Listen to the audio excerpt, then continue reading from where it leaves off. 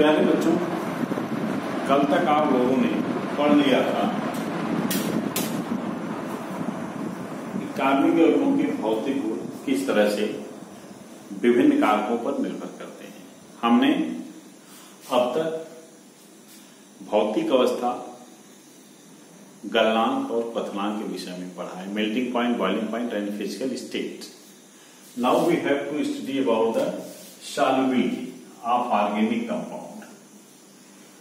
कार्बनिक यौगिकों की विलेयता। बच्चों, जहां तक सॉल्युबिलिटी की बात है तो सीधा सा मतलब इसका घुलनशीलता है। जब किसी भी कंपाउंड को हम किसी सॉल्वेंट में, विलायक में घुलाते हैं तो वो कितना घुलेगा, अल्प मात्रा में घुलेगा, नहीं घुलेगा, मध्यम, थोड़ा बहुत घुलेगा या एकदम से बहुत ज्यादा घुल जाएगा।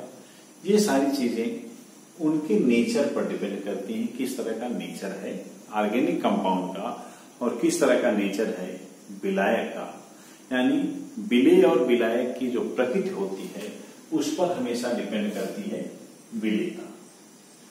इसी को एक्सप्लेन किया गया है विलेयता के नियम से, जिसका मूल आधार है, बेसिक फंडामेंटल्स है, सिमिलर डिसॉल्व सिमिलर, अर्थात समान विलायक में समान विलेय होगा।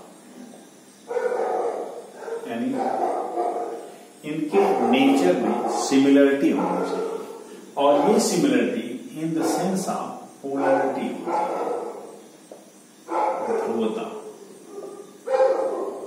आप एक चीज सीधे समझें कि अगर विलेय बनाने के लिए विलेय ध्रुवीय है,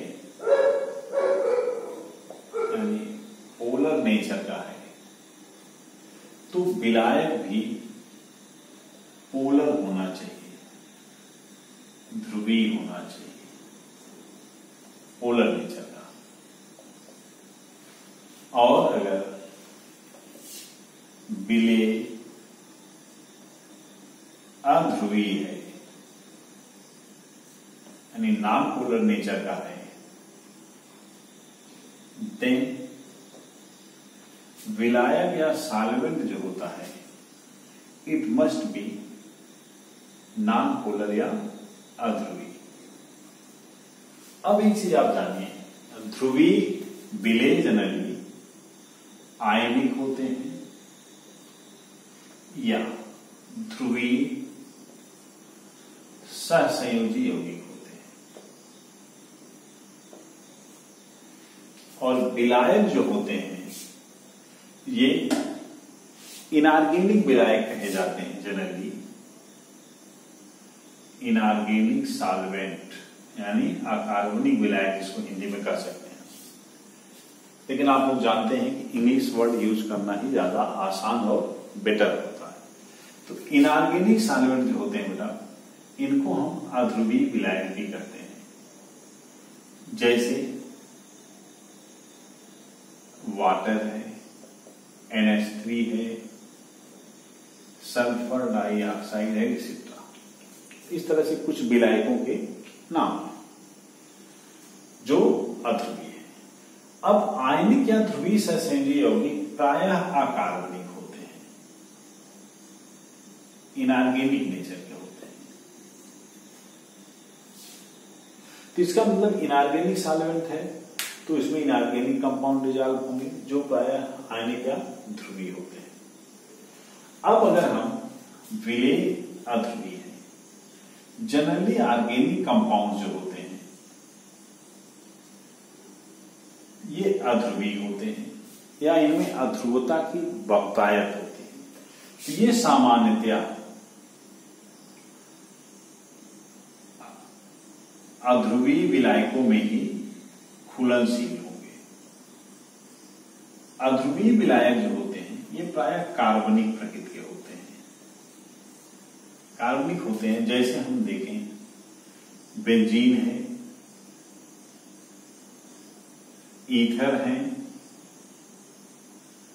CCl4 है, क्लोरोफॉर्म है, CaCl3, एक्सेट्रा। ये अच्छी क्वालिटी के अध्रुवीय विलायकों के नाम है, जो सब कार्बनिक प्रकृति है। तो एक चीज आप ध्यान से समझिए, अगर ध्रुवीय विलायक कहा जाता है तो प्राय इनऑर्गेनिक सॉल्वेंट होते हैं, इनऑर्गेनिक प्रकृति होते हैं। और अगर अध्रुवीय विलायक कहा जाता है तो अध्रुवीय विलायक का मतलब कार्बनिक विलायक होते हैं। अब हम ये कंपेयर करते हैं कि कौन से कंपाउंड इनऑर्गेनिक सॉल्वेंट या ध्रुवीय विलायकों में घुलनशील होंगे और कौन से सॉल्यूट ऐसे हैं जो अध्रुवीय विलायक या इनऑर्गेनिक सॉल्वेंट में कार्बनिक सॉल्वेंट में ऑर्गेनिक सॉल्वेंट में डिसॉल्व होते हैं। कार्बनिक विलायकों में कौन से विलय होते हैं, ये हमें देखना है।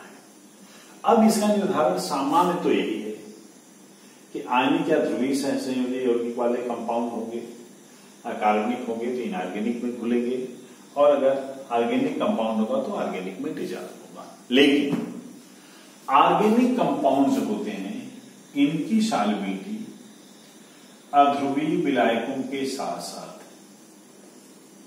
अध्रुवीय विलायक में होता ही है, कभी कभी ध्रुवीय विलायकों में भी ये घुलनशील होते हैं। लेकिन जब ये ध्रुवीय विलायक में घुलनशील होंगे उस समय इनमें कोई न कोई एक कारक होगा जरूर।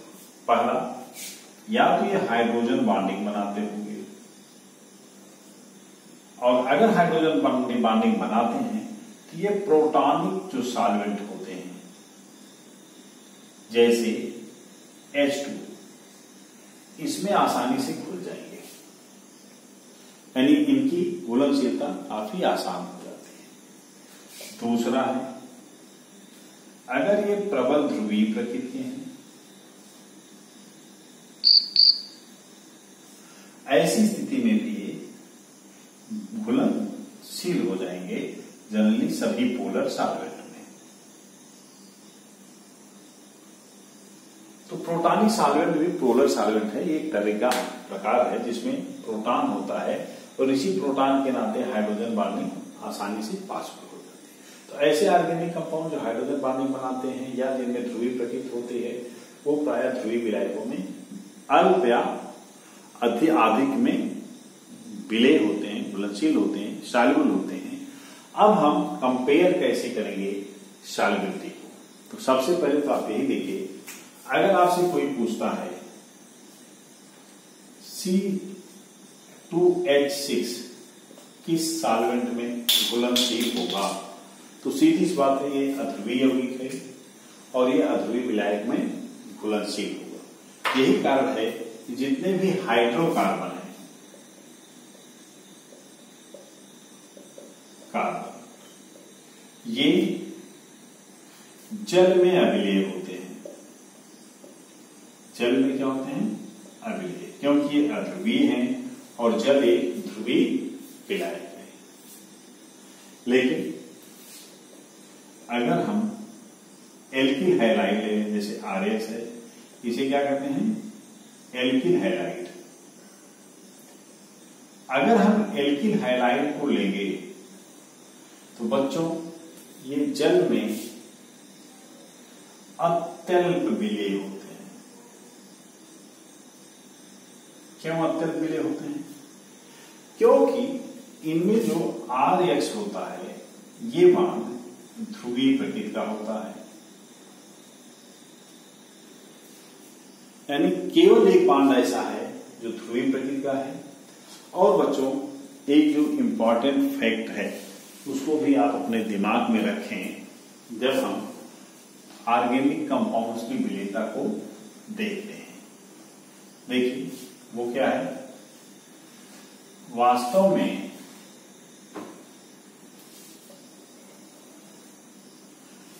जैसे हम RH को लेते हैं, RH में कुछ एग्जाम्पल मैं लेता हूं, CH3X, CH3CH2X, CH3CH2CH2X and so on. देखिए क्रमशः एक एक कार्बन बढ़ रहे हैं। इसमें जो हाइड्रोकार्बन वाला हिस्सा होता है ये अध्रुवीय है और ये हिस्सा जो है ये ध्रुवीय है।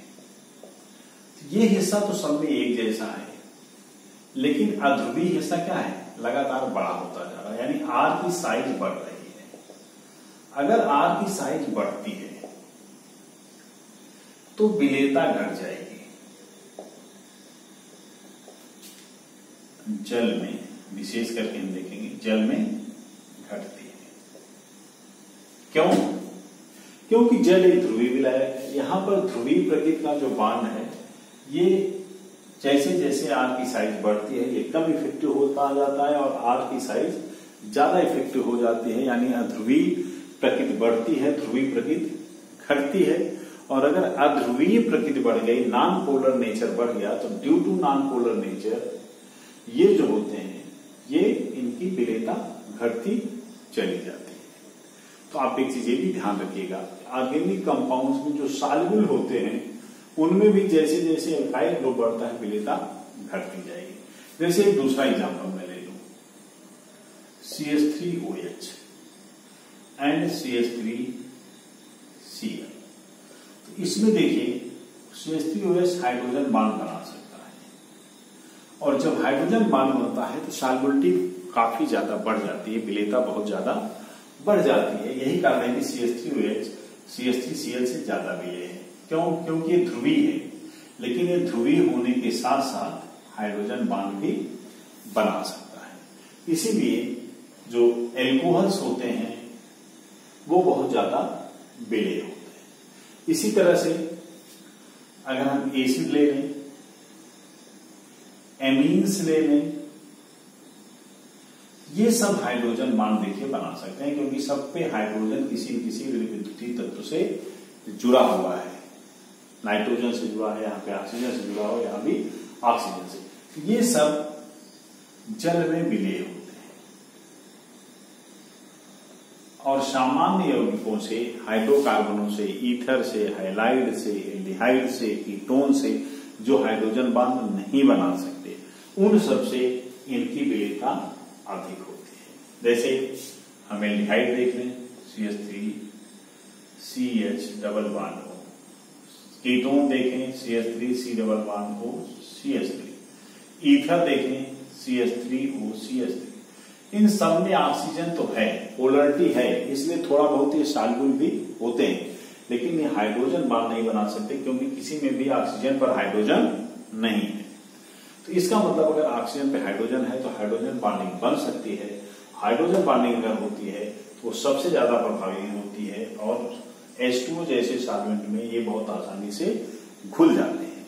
लेकिन इनमें भी वही बात होती है, जैसे हम देखें CH3OH, CH3CH2OH, CH3CH2OH, तो जैसे जैसे हम लेफ्ट टू राइट जाएंगे विलेयता क्या होगी, ये घटती जाएगी। क्यों सॉल्युबिलिटी घटती है जल में? रीजन उसका है कि एल्काइल ग्रुप की साइज बढ़ रही है, यानी जल में विलेयता घटती है, लेकिन नॉन पोलर सॉल्वेंट में, ये पोलर सॉल्वेंट में है, विलेयता क्या हो रही है, घट रही है। बट अगर यही इसकी जगह पे हम नॉन पोलर सॉल्वेंट ले लें तो नॉन पोलर सॉल्वेंट में इनकी विलेयता बढ़ जाएगी। कैसे बढ़ेगी आप देखिए, लेफ्ट टू राइट अगर जाएंगे तो नॉन पोलर सॉल्वेंट में विलेयता बढ़ेगी, क्योंकि नॉन पोलर एल्किल ग्रुप जो होता है इसकी साइज बढ़ रही है।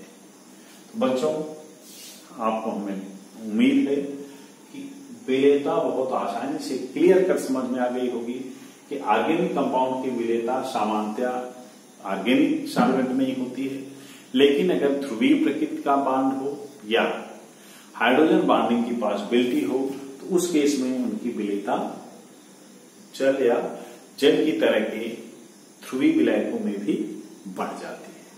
दूसरी जो इंपॉर्टेंट चीज आपने सीखी वो ये कि ध्रुवीय हो या हाइड्रोजन बॉन्डिंग, तो हाइड्रोजन बॉन्डिंग की विलेयता, हाइड्रोजन बॉन्डिंग अगर पॉसिबल है तो विलेयता ध्रुवीय की अपेक्षा ज्यादा होगी। तीसरी चीज जो हमने आपको बताई, अगर उसको हम समराइज करें तो आप देखेंगे कि जैसे जैसे एल्किल ग्रुप समूह यानी अध्रुवीय ग्रुप का समूह बढ़ता है, विलेयता घटती जाती है। इस तरह से हम समराइज कर सकते हैं कि कार्बनिक यौगिक जो होते हैं अध्रुवीय विलायकों में विलय होते हैं, लेकिन अध्रुवीय विलायकों में विलय होते हैं, लेकिन ध्रुवीय विलायकों में इनकी विलयता बहुत कम होती है। कुछ कंडीशंस में ये ध्रुवीय विलायक में भी विलय होते हैं। कब? अगर हाइड्रोजन बॉन्डिंग है तो ये घुलनशील होंगे, लेकिन पोलरिटी है तो भी घुलनशील होंगे। पोलरिटी का इफेक्ट कम होगा, हाइड्रोजन बॉन्डिंग का इफेक्ट ज्यादा होगा। तो ध्रुवीय विलायक में हाइड्रोजन बॉन्डिंग वाले ज्यादा आसानी से घुल जाते हैं और पोलर कंपाउंड भी घुलते हैं, लेकिन इनकी घुलनशीलता कम होती है। और नॉन पोलर जो होती है, अगर इनका हम देखें तो इनकी घुलनशीलता नेगेटिव होती है। दूसरा जो है ध्रुवीय विलायकों में एक ये महत्वपूर्ण है बेटा, ध्रुवीय विलायक में अगर कोई घुलनशील होता है तो एल्किल ग्रुप की साइज अगर इंक्रीज करेगी, बढ़ेगी, तो विलेयता घटेगी। ध्रुवीय में विलेयता घट जाती है, डिक्रीज कर जाती है। तो इस तरह से एक समरी हम उसकी देख सकते हैं, जो बहुत ही क्लियर कट है। अध्रुवीय विलायकों में आसानी से विलय होते हैं ऑर्गेनिक कंपाउंड, लेकिन ध्रुवीय विलायकों में हाइड्रोजन बॉन्डिंग है बहुत आसानी से, पोलरिटी है तो घुल जाएंगे। अगर नॉन पोलर कंपाउंड है तो ये कभी भी ध्रुवीय विलायकों में घुल नहीं पाएगा। तीसरी चीज जो हमने देखी कि आर की साइज जैसे जैसे एल्किल समूह की साइज बढ़ेगी, विलेयता ध्रुवीय विलायकों में घट जाएगी। बहुत सिंपल सा है, कुछ हमने एग्जांपल्स दिए हैं और एग्जांपल्स आप आगे देखेंगे तो हमें उम्मीद है कि आप इसको समझ गए होंगे। कोई प्रॉब्लम होगी तो कमेंट बॉक्स में या डायरेक्ट आप हमसे संपर्क कर सकते हैं। Thank you.